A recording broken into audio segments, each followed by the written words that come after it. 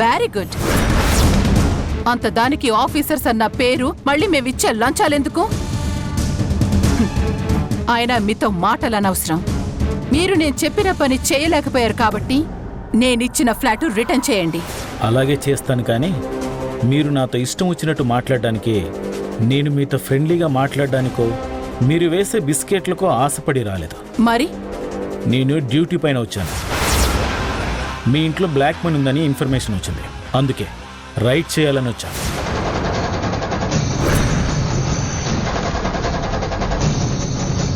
ఏంటి పిచ్చి పిచ్చిగా బాగుతున్నావు? బుర్రగాని చెడిపోయిందా? ఇప్పుడే బుద్ధొచ్చింది మేడం, అందుకే సిన్సియర్గా డ్యూటీ చేయాలనుకుంటున్నాను. ప్లీజ్ కోఆపరేట్ చేయండి, లేదంటే ఫోర్స్ని పిలవాల్సి ఉంటుంది. అప్పుడు ఫోర్స్తో పాటు మీడియా కూడా వస్తుంది. అప్పుడు ఏం జరుగుతుందో మీకు తెలుసుగా. మీరు తెలివైన వాళ్ళు కాబట్టి అంత దూరం రానివ్వరు అనుకుంటున్నాను.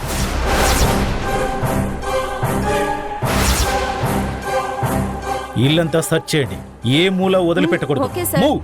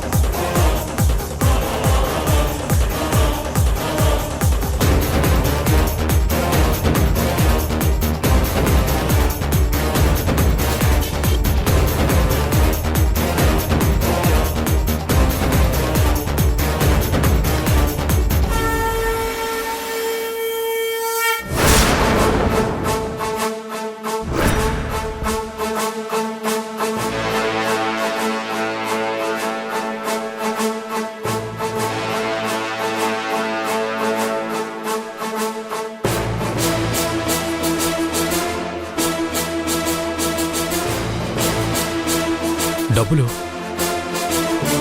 సార్, సార్ ఈ డబ్బు బయట పూలకుండి దగ్గర దొరికింది.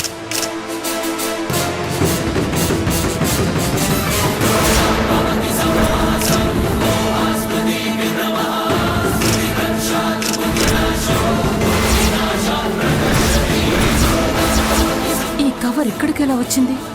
అంటే ఆరాధ తీసుకొచ్చి పెట్టిందా?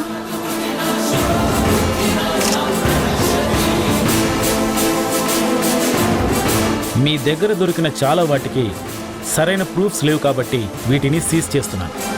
వారం రోజుల్లో వీటికి సంబంధించిన క్లియర్ డాక్యుమెంట్స్ ప్రొడ్యూస్ చేయకపోతే మీరు లీగల్గా ప్రాబ్లమ్స్ ఫేస్ చేయాల్సి ఉంటుంది. పదండి. ఆఫీసర్ ఆఫీసర్, అది కాదు, నేను చెప్పేది వినండి.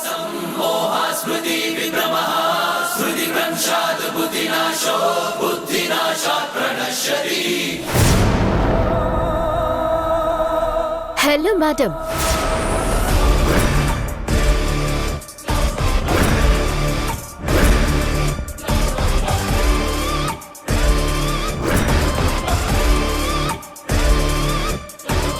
ఎలా ఉన్నారు? రైడ్ అది బాగా జరిగిందా? ఏదైనా ప్రాబ్లం ఉందా? అయినా ప్రాబ్లమే ఉండదులేండి, ఎందుకంటే మీరు పంపించిన పాపపు డబ్బు మళ్ళీ మీ దగ్గరికి చేరింది కదా.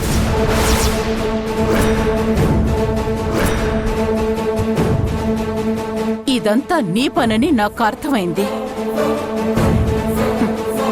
ఇప్పటి నుంచి నా ఫోకస్ మొత్తం నీ మీదే పెడతాను. తట్టుకోలేవు. నేను అదే అంటున్నాను, తట్టుకోలేవు. ఇప్పుడు మీరు మా ఇంట్లో దోచిన చిట్టెలకు కూడా చెప్పొచ్చాను. మీకు చెప్తున్నాను, వినండి. నేను నిజమైన గాయత్రిని వెతికి తెచ్చేంత వరకు ఎంజాయ్ చేయండి. ఆ తర్వాత ఎలాగో మీకు మనశ్శాంతి ఉండదు. కానీ ఈలోపు ఇలాంటి చచ్చిపుచ్చు ప్లాన్స్తో దేవకి మేడంని ఇబ్బంది పెట్టాలని చూస్తే శాంపిల్ చూశారుగా. జస్ట్ నువ్వేసిన ప్లాన్ ని రివర్స్ చేస్తేనే తట్టుకోలేకపోయావు. అది నేను ప్లాన్ చేసి ఎగ్జిక్యూట్ చేస్తే ఏమైపోతావో ఆలోచించుకో.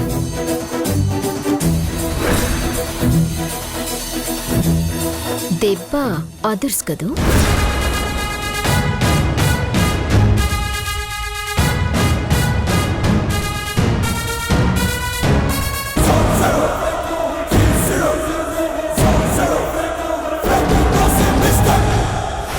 ఒళ్ళు ఇల్లు జాగ్రత్త.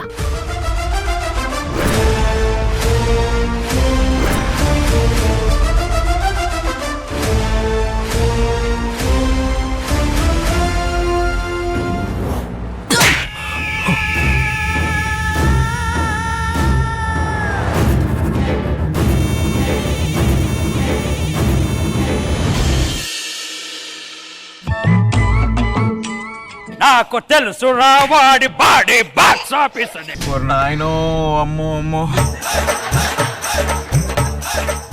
అన్న నెల లోపల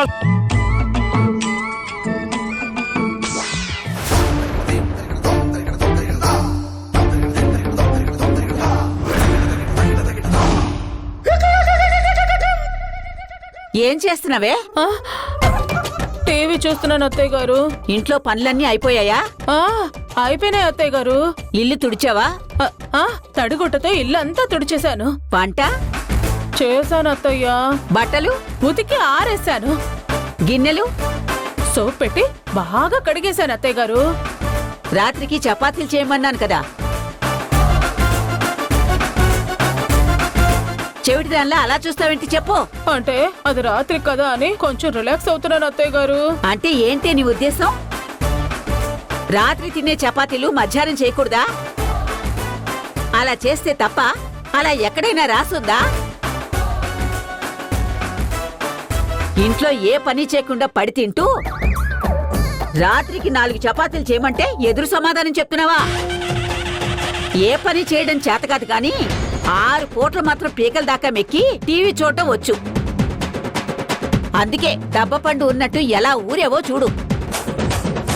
నువ్విలా ఒళ్ళొంచి పని చేయకుండా ఉంటే రేపు ఈ దర్వాజాలన్నింటినీ నువ్వు పెరిగిన కొలతలు తీసుకుని మళ్ళీ చేయించాల్సి ఉంటుంది. ఆపవే ముసలే.